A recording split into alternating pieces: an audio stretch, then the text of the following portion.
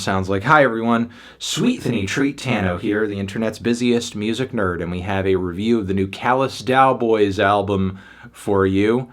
I Don't Want to See You in Heaven. Here we have the third full-length studio album from this, by some beloved Atlanta band. And I haven't reviewed this group in depth quite yet, but I have been following them since their explosive debut in 2019, which in many respects was a kind of boilerplate mathcore project. You know, big, heavy metalcore-inspired guitars and riffs coming together with lots of sudden groove changes, sometimes time signature changes, but still, to pull off this genre as well as the band does is still a feat, especially considering how well they've historically been able to work in a lot of very melodic and anthemic hooks while still keeping their tracks, for the most part, very disorienting. Now, with each new release, I feel like the Dboys have been continuing to refine these disparate elements and finding new ways to continue getting them to work together and also wildly contrast too. And I think in a way they've reached a peak with all of that on I Don't Want to See You in Heaven, which is a combination of so many things, it's kind of hard to keep track. Like I said, you have abrasive mathcore in the mix here, emo, noise rock, freaked out, quirky, MySpace scene-stir bangers, smooth, moody alt-rock jams with very melodramatic lead vocals that are worthy of radio play. And those are just a few of the inspirations and ideas going into this record. If you really want a taste of how varied some of the sounds on this album can be, take a listen to the first full track, Schizophrenia Legacy, which is just totally outlandish in its complete mishmash of angular riffs, death metal growls, big group choruses, but also some very moody lead vocals too that feel like something off of an Incubus single. Now, while some parts of this track and others may come across as maybe a bit forced or random to a fault, I can't deny it is creative, and there's clearly a lot of effort going into nailing all of these changes. And look, right now I feel like Callous Daoboys are in a very interesting place in the modern metal meta, because fusions of metal and rock that mix aspects of both mainstream and underground sounds, they are all the rage at the moment, and the Dboys at least operate in that lane in a way that isn't dreadfully boring or predictable. I really never know what they're going to pull off next. A groove change, a total genre change, an ambient electronic bridge, or the most chaotic breakdown I've heard this year. It could be anything. But with the band trying to do everything at once on much of this LP, it's not that surprising that the overall experience of the album can be kind of a mixed bag. There are some tracks here where the band plays it super straight and it actually comes out pretty great, like Distracted by the Mona Lisa, for example, which is just a straight up alt metal anthem with some eerie synth layers, ultra clean lead vocals, riffs that remind me of older nu metal groups such as POD, and it's just a great all-around song that, if it had come out like 20 years ago, could have been a hit. There's also Lemon, which I think plays an alt-rock angle too, but a much funkier one with some loop drums. However, in this instance, it kind of feels like when the band isn't throwing in everything but the kitchen sink, their writing and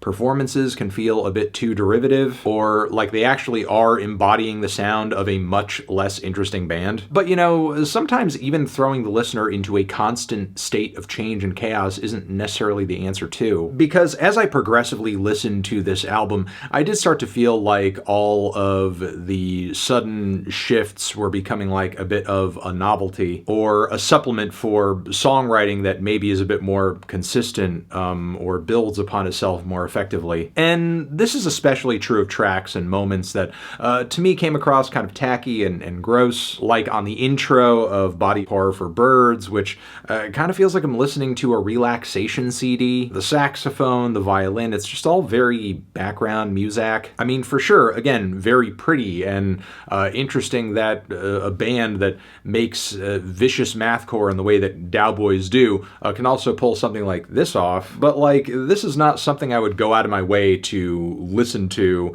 either on a project where all the music sounds like this, or even when it's side by side with like some really nasty metal riffs and vocals. I would say that's also the case for the random breakbeats and auto-tune passages on the end of Tears on Lambo Leather, which I think really add nothing to the track specifically. I just feel like I'm being suddenly moved into a waiting area where I have to sit and sort of see when the rest of the song is going to load. There's also the random break into like this light Latin rock fusion bit on Demon of Unreality, Limping Like a Dog, which again, surprised to hear the band can move into something like this so quickly and efficiently, but at this point, these moves just feel more like party tricks than genuine song ideas. Now, I will say, sometimes these sudden shifts and changes in sound actually do contribute to the songs they're a part of in a way that is genuinely interesting, like on Idiot Temptation Force, which features these horn-backed alt-rock choruses that actually pair well with the heavier and more abrasive passages of the song. Plus, how could I not go for a song with a refrain such as "Ugga ugga boo boo ugga"? Yeah, that part rules. And I also want to do a shout out to the very lengthy closing track on the album, which I think is probably the best example of a song on this record that is going through multiple changes, but they all build on each other really effectively, even as the band, believe it or not, goes into a Björk pagan poetry interpolation at one point, which, yeah, actually sounds really cool and leads into an epic finale for the song. I suppose the only other element of the record that's really kind of making me go oof is the super heavy-handed spoken word interludes that are like made to sound old-timey and like this album is some sort of like artifact or something, and also it's like really scary and freaky and dangerous. Ooh, watch out, beware. Like the second to last track features a whole bit about like, oh, you know, the last part of this is not for the faint of heart. You might want to opt out. It's like, okay, man, all right.